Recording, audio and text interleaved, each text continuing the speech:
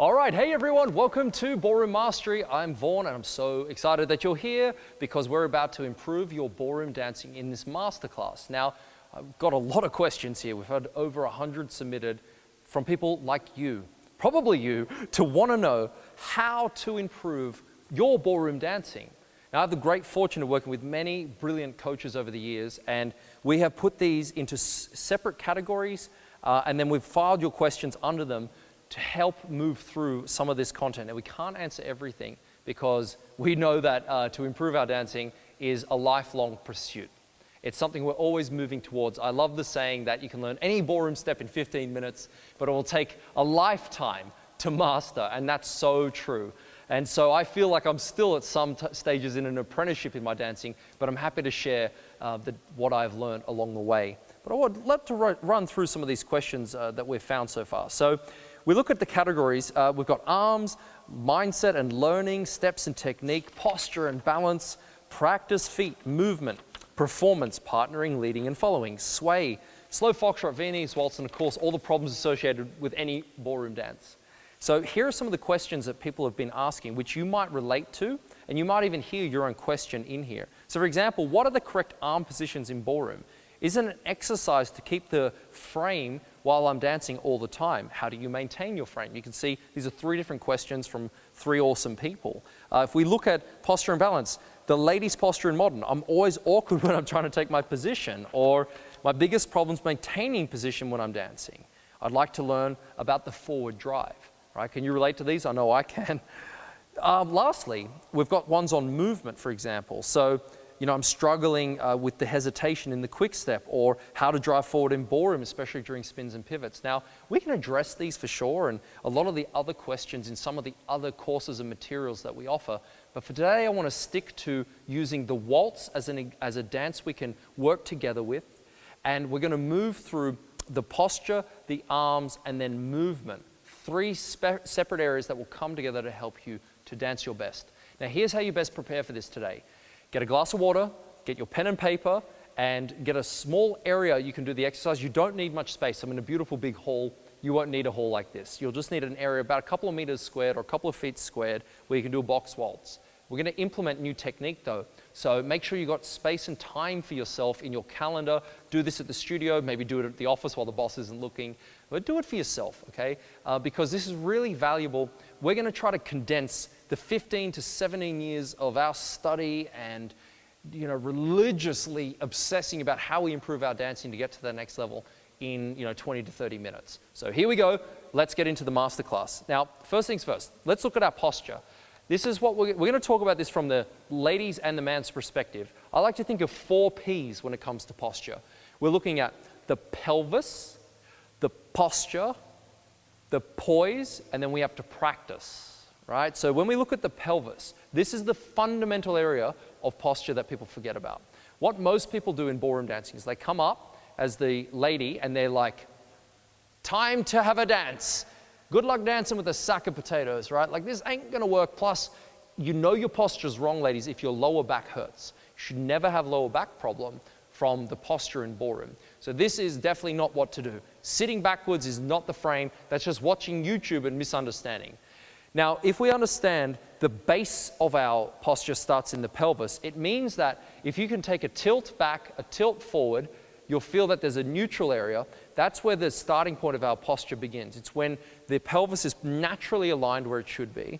And inside of that, right where the PC muscle is, or where you do your pelvic floor exercises, that muscle in there is actually where you pull up from. When you do that, you should feel that your core naturally engages. It's a pretty intense feeling when you first get this, like you won't be able to hold it. It's like you're almost flexing your abs, but you're not. Now remember, if you're flexing, you're contracting. If you're contracting a muscle, you're actually wasting the energy and you're using your muscles incorrectly. But when you get your pelvis in the right position, it actually engages your core. Now that's what I refer to as posture, this area, right? The core is posture. So we have our pelvis, our posture, and as our posture goes up through our upper body, our rib cage, we must be very, very aware not to stretch. And this is going to be hard for some of you because you may be at a developmental point in your dancing where you must stretch, but you're ultimately getting to a point where you don't stretch, you have no tension, you have tone. That's the goal, where we have our pelvis, our posture, and when we have our poise, our arms are in a position where they feel light and balanced because of our hips. One of the things I always remember my coach drilling into me was that you don't have an arm problem, you have a hip problem. So our arms are related to our hips. So if I'm dancing, my arms are sitting on top of my hips. Now if my hips do this, what naturally happens in movement is my arms drop. So we actually train that way up, if that makes sense, without getting tension as we go higher. So I definitely don't want to go up, up, up, up, up, up. Let's have a dance. I can't freaking move, but good luck, right? You can imagine, and ladies, you're not going to fit in that. So remember that, ladies, when you're going in, you've got your pelvis, your posture, your poise, and then you're practicing. Now, the reason I call it the tulip is because if you think of a tulip growing, the beautiful flower is always on a curve. What happens is that you've got your pelvis, you take your weight into the balls of your feet, and then through your pelvis and upper body, you actually curve to the left, upwards, always on a diagonal. It's called a dynamic spine. It curves to the left with the head up. Now the balance is not one-sided or backwards. You're still balanced because your arms are light and upwards. Now the way you get the curve, which is called the poise in ballroom technique, take your right hand, hold your rib cage, and turn it to the right. As you do that, let your arms stay in front of your spine. That creates the natural curve. You can see that's the ballroom position for the ladies, there. And from that basic posture, you can then create shape, which is down the track. So shape is generated because of the man's lead, not because you decide to bend backwards. So that's a different topic for another time, not something we need to go into now. What you must practice is holding this poise and then use your box waltz to maintain that poise. This is the idea. You want to do your tulips holding that poise. Now, if I can do it as a dude, you can do it as a lady. That took me a long time to practice today. But the idea is we want to have our postural position always in that area where it feels light, no back bending, engaged in the postural area, and no tension upstairs. That's our goal. And then you might say, well, how do I maintain that? You practice it a lot, but you practice very smart. I'll give you a super secret tip. When you go to practice, what you do, very important, you don't do your choreography, repeat, repeat, repeat. Do not do your choreography. You take a basic movement, like the box waltz. You take the principle and you practice only the principle in the box.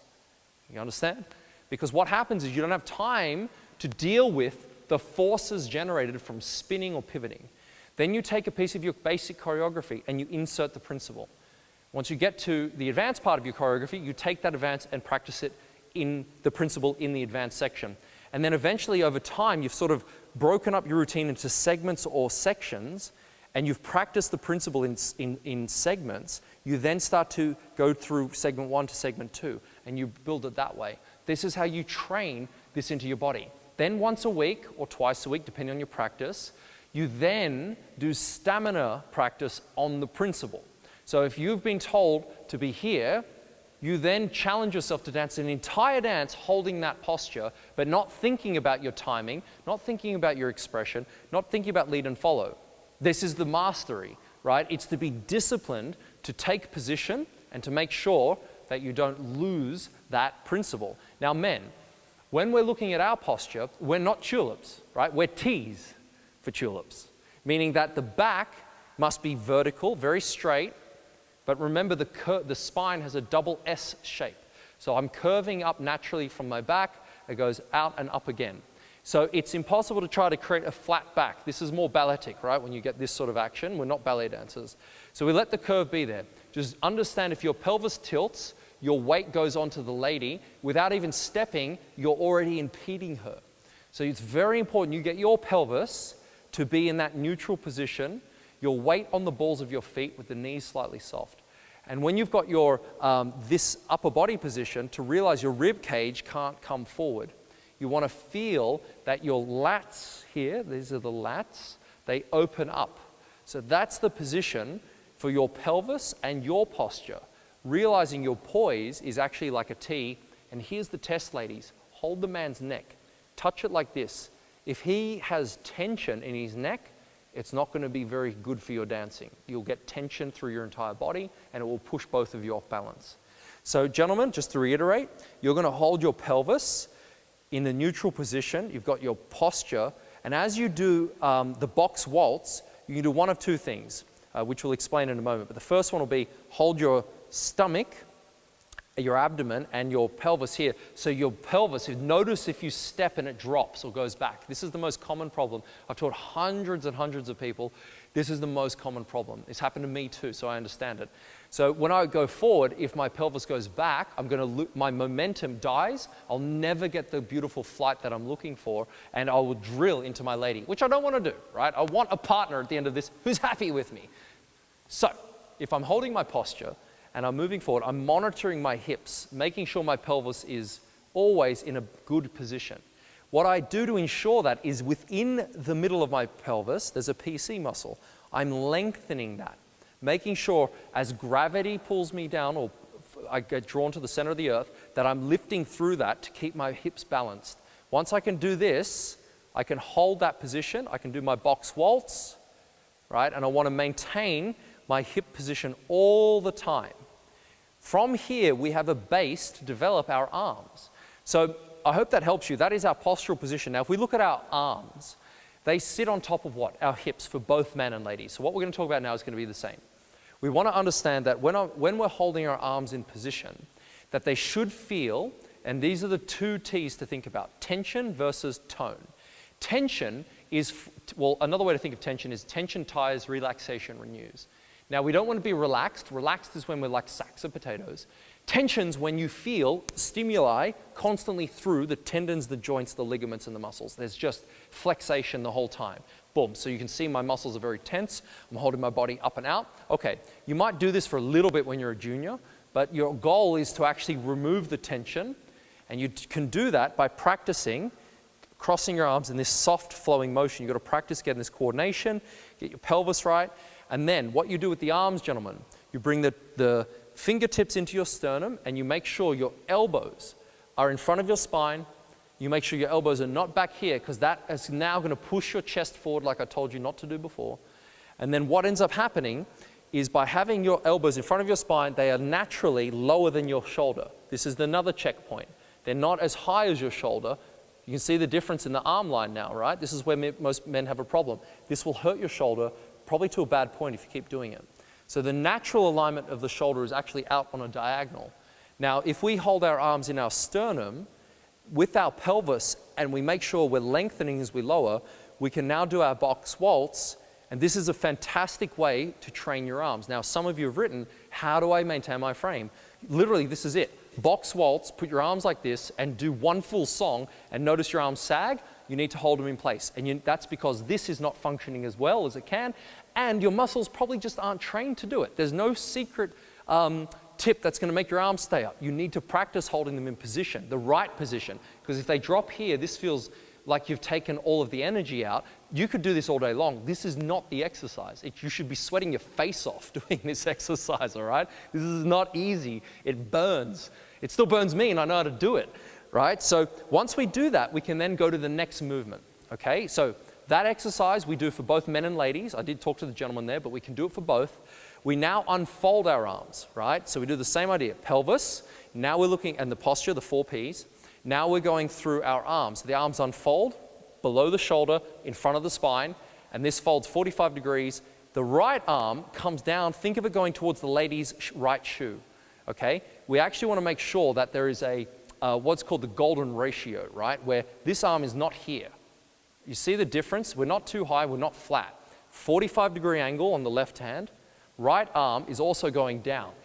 So the way that my coach, Ann Gleave, would tell me about the arms, a good little tip is that if you get your arms here and you lengthen through your fingertips and you turn your palm up but using your bicep to do it, and then you fold your elbow in, you'll find you'll get a better arm line on the right arm and the left. So the exercise is this. You bring the arms up, you rotate the biceps. So you don't rotate the palms, you rotate the biceps to turn the palms, and then you fold in from the elbows, and you can see my line is now better. And now I practice with my pelvis, this box, and I do it as often as I can. And then what did I say earlier about practicing? You do it through basic movement first. You do it until it becomes natural. And you do it with the partner, and hopefully the lady isn't hanging in your arms, because what's she going to do? Well, look at her arms. She's got her tulip going on, and her arms are now going to go in front. Think of an oval, ladies. You're half of the oval. You're never back. Your arms are also not behind your spine. Your elbows are in front of your body, and they are also lower than your shoulder. Now you hold your arms up to the man, the left hand being on the inside of his bicep, and this just holding. Now, gentlemen, I often notice women have their arm like this because of your wrist. So when you're holding, guys, make sure her elbow can swing low like that. That's where she should be, not here. This is a big problem. It's pushing her off. She has to be forward to be able to comfortably sit in that position. And ladies, you practice this exercise as well.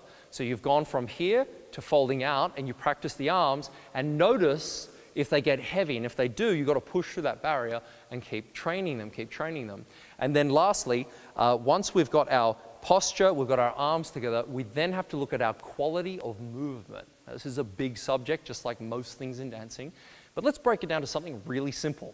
Our feet. I think that I can trace back most problems to people's feet. I'm going to put it to you like this. The very first thing I learned in ballroom dancing is also the very last thing I did before I retired in our professional career. So we had the privilege of working with Anthony Hurley. This man wrote the foreword in the ballroom technique book. He's good friends with Bill and Bobby Irvine, Alex Moore, who literally is the man that wrote the Imperial Society of Technique for ballroom dancing, what we and American Smooth use for ballroom dancing. Genius, right? So he's still alive, yeah? We would have lessons with him. And he just had beautiful insights, of course. I mean, he's a legend. But you know, like when you get something and it just changes your perspective? Now, what's really interesting is that my very first dance lessons were like, close your feet. Turn your toe in, right? Use CBM. My last lessons, close your feet. Use CBM. Turn your toe in, right? Mastering it at a different level. Understanding how the body functions with that. But it's basically the same technique. It's just being refined at a higher level. And people forget that. They think they need to know more. Often we need to learn less and do what we're doing at a higher level. And that's what I'm going to say here with your feet. Go back to your basics. Get your pelvis right for both man and lady. Get your postural position right. I'm going to dance it as the man. And now we're going to focus on our feet. Now, if we look at the feet, they must be, and this is, again, I notice this all the time with couples. They'll have their ankles apart, but their toes together. We need the instep of the feet, the ankles, the toes together as closed in equal proportion. So not here, not here, not here. That is the only definition of closed I know. Now, if we take a step forward, it is not diagonal or slightly forward and to the side. It is forward on the heel. We step to the side on a toe, we close on a toe, our feet together, and we lower the closing foot. This is vital to understand, but it's so basic, but people screw this up all the time. If we go backwards, we reach from the tip of the toe, then the ball, and then the heel. Then we go to the side, and then we close again, and we lower, making sure our feet come together. Now, even as I do that, I can feel my body training itself to do it right. It's wanting to go in the right direction. I know sometimes it wants to go elsewhere. I'll explain something else about the feet for movement. If my weight is on the outsides of my feet, I'll have bad balance. So if I go up on my toes and my ankles don't come together, you can see I struggle because my weight wants to go outside. This is how people lose balance. So the biggest tip I can give you for movement, when we think about our feet, we're going in a straight direction, number one. When we go to the side for number two, as we're closing, we're actually using the inner thighs, not squeezing them, but we've got to make sure that we use the inner muscles, the insides of the feet to come together. And the analogy that Anthony would tell me would be like, imagine that you're a kid and you're playing with your spaghetti. You'd always pick it up and go, and it would sort of just fall out of your fingers. That's how we close in ballroom dancing. So when we're swinging, right, we go to the side, we're swinging up, the feet come together like a big freaking noodle, right? Big spaghetti. 1, 2, and then they close on 3. We're holding our posture and our arm positions, closing our feet as best as possible, 2, 3. Right? And you'll feel as you do that, it's going to be challenging, I guarantee you. Because we haven't talked about spinning. We've only talked about going literally stepping and going to the side. We haven't incorporated turns, rotations, or pivots. Because if I'm of the belief, if we don't get this right, as you go through complexity, which means we go from basic movements like straight forward and sideways steps, and we go into turns, spins, and pivots, the degree of difficulty astronomically increases if you can't do this. So your pivots, for example, won't work very well because you have no idea how to use your feet on a basic level. So I don't care what grade you are, what level you are, how long you've been dancing. And I get a lot of people who get big egos because they've been like, I've been dancing 20 years and I've heard this a million times. I look at their feet, they can't even close their feet. And they're like, why can't I dance well? That's the reason. What makes us professionals different? We are so obsessive on stuff that beginners hate to be obsessive about. We're like, how can I close my foot better? And they're just like, I've got to get that closed. And it's like we come into a lesson and we're like, I can't get that cross properly. I can't get that closed. My frame doesn't feel right. It's the obsessive over the detail that you learn when you first learn to dance. And I'm encouraging you now to step your game up and to sort of focus and hit reset on your dancing. Let's reiterate what we've done before we bring this in for a landing. First things first, we started with posture. Both men and ladies, we want the posture to be in the balls of the feet. We use the 4 Ps: pelvis, posture, poise, and practice. Practice, practice, practice, but correctly, not badly. Next, we got our arms. We use the sternum. Then we go out into our frame as the man, sternum, out into the frame as the lady, holding here. Lastly, we have our feet. We take that beautiful position and then we focus really deep on going straight line, side, closing beautifully, lowering with control. The feet are together, the ankles are together, lovely, right? There's no wobbling. Because if you drill that in, you're going to start to create better balance for yourself. And doing it with the proper layers above, you're going to take your dancing to the next level. I guarantee you, do it for 30 days. This is my challenge to you. Do it for 30 days. Send me a video of you doing this before. Send me another one in 7 days, 14, 28 days, 30 days. Show me what you've done. You will see very clearly a marked level of improvement. And we haven't even touched your choreography, right? Because remember, we do this with basic movement first, and then it gets in our DNA. We do it in one dance, it actually goes into the other dances. I'm going to leave you with this. When I was in England and we sold everything to follow our dream to become professional dancers, and we moved over there and sacrificed everything, we were really willing to listen. And I remember we were working with Anne Gleave, and she's like, if you ever get a chance to work with Anne or Richard Gleave, my God, do it. They are the best. They're such beautiful people, but amazing coaches. Booked out almost a year in advance, by the way, but they're freaking amazing when you get to them. She always would tell me that in Latin America, in ballroom dancing, to focus on these elements. And I would drill them in. What do I say? We're obsessive, right? So I'd do an hour and a half of this work every day. We didn't do any of our Latin practice for about 6 months. We realized, and we didn't also practice much of our choreography in waltz and ballroom either. We just did the basic exercises. I noticed when I went back to Latin, I put the shoes on and I was like, oh, I've never felt the floor before. Oh my God, what is this? I was like so excited. I was like, what has happened to my feet? Never in my life, I'm talking like almost 10 years of dancing, have I felt so much connection to the floor, so much balance and control. I was like, what has happened? She goes, the principles are the same. Once you train your body, it goes into everything. So rather than focusing on, oh, my waltz sucks, but my quick step's good, if you get this right, everything changes. So that's where I leave you. I set the challenge for you. I want to thank you for tuning in for this long with me. I hope this has been great for you as it has been for me. Please leave a comment, a question below, share it with your friends, and also check out any of the products or subscriptions we have on offer if you've liked this. But in the meantime, we hope you improve your dancing fast and look forward to mastering the art of ballroom dancing with myself, Vaughan Liddicoat. Thank you for your time and enjoy your dancing.